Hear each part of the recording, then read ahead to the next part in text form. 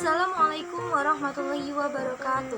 Perkenalkan, nama saya Amelia Suci Ramadhani dari kelas 1B Prodi D3 Keperawatan Bengkulu dengan NIM P05120221056. Baiklah, di sini saya akan menjelaskan PowerPoint yang telah saya buat, yaitu sistem kerangka dan anatomi tulang tubuh manusia. Sebelumnya mari kita jelaskan apa sih sistem kerangka tulang manusia itu. Pada saat baru lahir, tubuh manusia dibentuk oleh 270 tulang. Namun, seiring dengan perkembangan tubuh, beberapa dari tulang-tulang tersebut menyatu. Pada saat mencapai usia dewasa, kerangka manusia hanya akan dibentuk oleh 206 tulang saja. Tentunya tulang ada fungsinya bagi anggota tubuh manusia sendiri. Adapun fungsi tulang pada manusia yaitu yang pertama, sebagai pembentuk struktur dalam tubuh. Yang kedua, tempat menyimpan mineral atau lipid yang dibutuhkan oleh tubuh. Yang ketiga, tempat memproduksi sel darah merah, sel darah putih, dan elemen darah lainnya. Lalu yang keempat, melindungi organ-organ tubuh. Dan yang kelima, memberi kemampuan tubuh untuk bergerak. Adapun bentuk-bentuk kerangka tulang manusia. Berdasarkan bentuknya, tulang manusia dibagi menjadi 5, seperti yang ada di dalam gambar. Penjelasan lebih lanjutnya yaitu, tulang yang pertama adalah tulang panjang, di mana tulang panjang memiliki rongga dan bertanggung jawab sebagai penopang kerangka tubuh. Adapun contoh tulang panjang yaitu tulang paha atau femur, tulang betis atau fibula, tulang kering atau tibia, tulang telapak kaki atau metatarsal, dan tulang telapak tangan atau metacarpal, jari-jari atau palang, serta tulang yang membentuk lengan yaitu humerus, ulna, dan radius. Lalu yang kedua yaitu tulang pendek. Tulang pendek ini mempunyai ukuran kira-kira sepanjang lebar dan berbentuk seperti dadu atau bundar. Tulang ini memungkinkan Anda untuk bergerak. Sebagai contoh, tulang pendek antara lain adalah tulang yang membentuk pergelangan kaki atau tarsal dan tulang membentuk pergelangan tangan atau carpal. Lalu yang ketiga, tulang pipih. Tulang pipih memiliki ukuran yang sangat tipis, tapi ukuran dari tulang pipih tersebut sangatlah bervariasi. Tulang ini memiliki area permukaan untuk melindungi otot yang terdapat pada tulang-tulang tersebut. Sebagai contoh dari tulang pipih yaitu antara lain tulang rusuk atau rib, tulang tengkorak atau kranial, tulang dada atau sternum, dan tulang belikat atau scarpula. Lalu yang keempat yaitu tulang tidak teratur. Tulang tidak teratur memiliki bentuk yang tidak sesuai dengan tulang panjang, pendek, dan juga pipi. Sebagai contoh, tulang ini adalah tulang belakang atau vertebrae, tulang sacrum, tulang ekor, serta sebagian tulang yang membentuk wajah seperti tulang baji, tulang pipi, dan juga tulang ethmoid. Lalu tulang yang kelima yaitu tulang sesamoid, di mana tulang sesamoid ini adalah tulang yang tertanam di tendon atau jaringan ikat yang menghubungkan jaringan otot dengan tulang. Tulang-tulang kecil ini umumnya ditemukan di tendon tangan, lutut, dan juga kaki. Selanjutnya yaitu anatomi tulang manusia. Anatomi kerangka tulang manusia dibagi menjadi dua, yaitu aksial dan apendikular. Baiklah, kita masuk ke bagian tulang aksial. Tulang aksial mencakup semua tulang sepanjang tubuh, termasuk kerangka tengkorak yang meliputi tulang tengkorak dan juga kerangka wajah. Yang pertama yaitu tulang tengkorak. Seperti yang telah saya paparkan di dalam gambar, tengkorak melindungi bagian terpenting dari seluruh otak. Tulang tengkorak terdiri dari tulang dahi atau frontal, tulang ubun-ubun atau parietal, tulang pelipis atau temporal, dan tulang pembentuk wajah yaitu tulang pipi, tulang baji, tulang rahang bawah atau mandibula, tulang rahang atas atau maksila, tulang air mata atau lakrimal, dan tulang hidung atau nasal. Kedua yaitu tulang belakang vertebral, kolom, seperti yang telah saya paparkan di gambar. Kerangka tulang belakang manusia memiliki 33 ruas tulang yang terbagi menjadi 5 ruas, yaitu 7 tulang leher atau cervical, 12 tulang dada atau thoracic, 5 tulang punggung bawah atau lumbar, 5 tulang sacrum, dan 4 tulang ekor atau coccygeal. Lalu yang ketiga yaitu tulang rusuk dan tulang dada. Anatomi rangka tulang manusia juga meliputi tulang dada atau yang disebut dengan sternum, yaitu tulang tipis berbentuk pisau yang terletak di sepanjang garis tengah tubuh Anda. Sternum terhubung ke tulang rusuk oleh tulang rawan yang disebut cartilago costa. Tulang rusuk berguna untuk melindungi jantung, paru-paru, dan hati serta organ lainnya di dalam rongga dada agar tetap aman. Tulang rusuk manusia terdiri dari 12 pasang yang terdiri dari 7 pasang tulang rusuk sejati, 3 pasang tulang rusuk palsu, dan 2 pasang tulang rusuk melayang. Masuk ke bagian tulang, bagian apendikular. Adapun anatomi kerangka manusia bagian apendikular ini mencakup semua tulang yang membentuk tungkai atas, tungkai bawah, bahu, dan panggul, dan menghubungkan dengan bagian aksial. Baiklah, yang pertama yaitu terdiri dari tulang tangan, di mana anatomi tulang pada tangan terdiri dari tulang lengan atas atau humerus, pergelangan tangan atau syarpal, telapak tangan atau metasyarpal, dan jari-jari. Setiap lengan melekat pada tulang belikat atau scapula, yaitu tulang segitiga besar di sudut tulang bagian atas setiap sisi tulang rusuk. Humerus terletak tepat di atas siku Anda, lalu di bawah siku terdapat 2 tulang, yaitu radius dan ulna. Masing-masing berbentuk lebar pada bagian ujung dan tipis pada bagian tengah. Hal ini untuk memberikan kekuatan ketika bertemu tulang-tulang yang lainnya. Pada ujung jari-jari dan ulna terdapat 8 tulang kecil yang membentuk pergelangan tangan Anda. Pada telapak tangan terdapat 5 tulang, setiap jari tangan terdiri dari 3 ruas tulang, kecuali jempol, hanya terdiri dari 2 ruas tulang. Lalu yang kedua yaitu ada tulang panggul.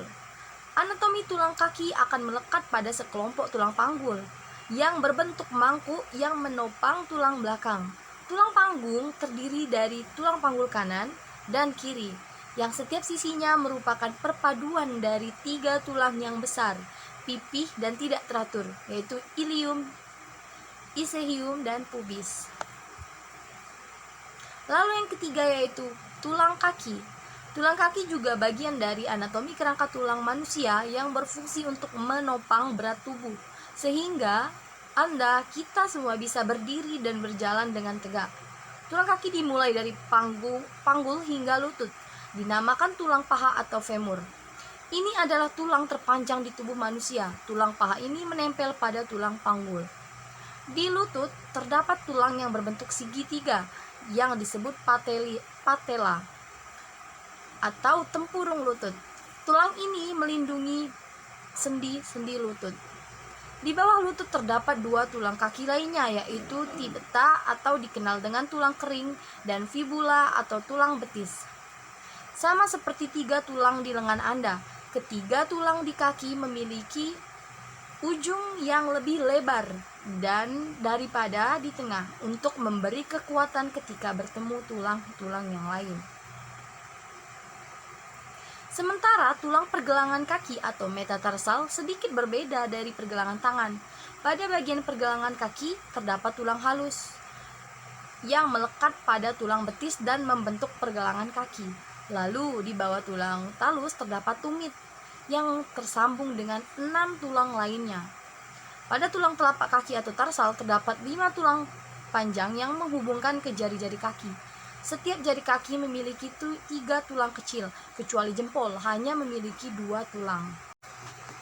Berhubung di sini saya membahas tentang kerangka tubuh manusia, maka saya akan menambahkan sedikit yaitu sistem muskuloskeletal. Sistem muskuloskeletal yaitu terdiri dari 2 kata. Otot atau muscle merupakan jaringan tubuh yang berfungsi mengubah energi kimia menjadi kerja mekanik sebagai respons tubuh terhadap perubahan lingkungan. Lalu kata yang kedua yaitu skeletal atau rangka, bagian tubuh yang terdiri dari tulang, sendi, dan tulang rawan atau kartilago sebagai tempat menempelnya otot dan memungkinkan tubuh untuk mempertahankan sikap dan posisi. Di dalam sistem muskuloskeletal ini, alat gerak tubuh manusia yang pasif yaitu rangka atau skeletal, sedangkan alat tubuh gerak manusia yang aktif yaitu otot atau muskel. Di sini saya akan menjelaskan bagian skeletal atau rangkanya saja. Fungsi sistem rangka atau skeletal yaitu sebagai penyangga berdirinya tubuh, tempat melekatnya ligamen-ligamen, otot, jaringan lunak, dan juga organ tubuh. Lalu yang kedua, sebagai tempat penyimpanan mineral atau kalsium dan fosfat, dan lipid atau yang disebut dengan yellow marrow. Lalu yang ketiga, produksi sel darah atau red marrow. Lalu yang keempat, sebagai tempat pelindung, membentuk rongga melindungi organ yang halus dan lunak. Lalu yang terakhir, yang kelima, yaitu sebagai penggerak, di mana dapat mengubah arah dan kekuatan otot rangka saat bergerak, adanya persendian. Masuk ke bagian tulang rawan. Tulang rawan berkembang dari mesenkim membentuk sel yang disebut kondrosit. Kondrosit menempati rongga kecil atau lakuna di dalam matriks dengan substansi dasar seperti gel atau disebut juga berupa proteoglycans yang basofilik. Lalu kalsifikasi menyebabkan tulang rawan tumbuh menjadi tulang keras. Berdasarkan jenis dan jumlah serat di dalam matriksnya, ada 3 macam tulang rawan, yaitu yang pertama tulang rawan hialin, di mana merupakan matriks mengandung seran kolagen jenis yang paling banyak dijumpai. Lalu yang kedua, tulang rawan elastin, serupa dengan tulang rawan hialin, tetapi lebih banyak serat elastin yang mengumpul pada dinding lakuna yang mengelilingi kondrosit. Lalu yang ketiga, tulang rawan fibrokartilago, di mana tulang fibrokartilago ini tidak pernah berdiri sendiri, tetapi secara berangsur menyatu dengan tulang rawan hialin atau jaringan ikat fibrosa yang berdekatan. Pertumbuhan tulang rawan. Ada 2 cara pertumbuhan tulang rawan, yaitu yang pertama, appositional growth atau tumbuh dari luar, di mana sel membentuk kartilago ini di dalam perikondrium menyekresi matriks baru ke permukaan luar kartilago yang sudah ada. Lalu yang kedua, yaitu cara interstitial growth, di mana tumbuh dari dalam atau dari kebalikannya, di mana kondrosit yang berikatan dengan lakuna di dalam kartilago membelah dan menyekresi matriks baru dan memperluas kartilago dari dalam. Pertumbuhan tulang rawan berakhir selama periode dewasa. Tulang merupakan pembentuk jaringan, di mana jaringan tersebut terdiri dari sel-sel tulang atau sel osteoprogenitor, osteoblast, osteosit, dan osteoklas, serta membentuk jaringan matriks. Matriksnya mengandung unsur anorganik, terutama kalsium fosfat atau hidroksiapatit. Secara makroskopis, terdiri dari spongiosa atau kanselosa, dan juga kompak atau padat. Permukaan luar tulang dilapisi selubung fibrosa atau yang disebut dengan periosteum. Lapis tipis jaringan ikat atau disebut endosteum melapisi rongga sumsum dan meluas ke dalam kanalikuli tulang kompak. Adapun struktur mikroskopis tulang yaitu terdiri dari sistem Havers, lamella, lacuna, dan juga kanalikuli. Di sini saya akan menjelaskan sedikit apa sih sistem Havers, lamella, lacuna, dan juga kanalikuli. Baiklah, sistem Havers yaitu merupakan saluran Havers yang terdiri dari saraf, pembuluh darah, dan juga aliran limfe. Lalu lamella merupakan lempeng tulang yang tersusun konsentris. Lalu lacuna yaitu merupakan ruangan kecil yang terdapat di antara lempengan-lempengan yang mengandung sel tulang. Dan kanalikuli memancar di antara lacuna dan tempat difusi makanan sampai ke osteon. Gambar di samping yaitu merupakan periosteum. Membran vaskuler fibrosa yang melapisi tulang. Banyak pembuluh darah dan melekat erat pada tulang, itulah periosteum. Pada tulang yang sedang tumbuh terdapat lapisan sel pembentuk tulang, di antaranya periosteum dan juga tulang. Tulang merupakan membran periosteum berasal dari perikondrium tulang rawan yang merupakan pusat osifikasi. Pada tulang yang sedang tumbuh terdiri atas 1 batang atau diafisis dan 2 ujung atau epifisis.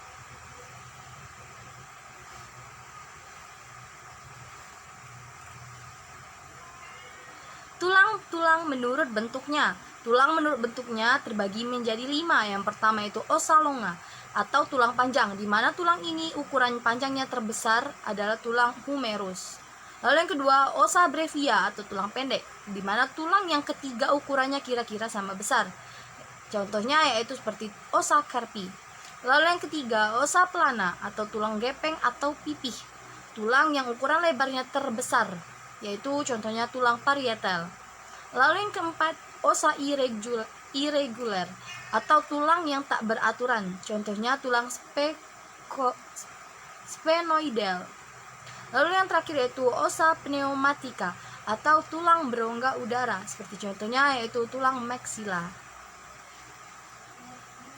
Bisa dilihat gambar sistem skeletal atau rangka. Terdiri dari aksial dan juga apendikular, seperti yang telah saya jelaskan tadi. Di dalam bagian aksial, skeleton atau rangka aksial terdiri dari skull, sternum, ribs, vertebrae, dan sacrum. Lalu di bagian apendikular atau rangka apendikular yaitu terdapat scapula dan collarbone, upper limb bones, hip, lower limb bones. Baiklah, demikianlah penjelasan mengenai sistem kerangka tubuh manusia dari saya. Apabila terdapat kesalahan kata atau kurang lengkap dalam penjelasan materi saya minta maaf dan kepada Allah Subhanahu wa taala. Wassalamualaikum warahmatullahi wabarakatuh.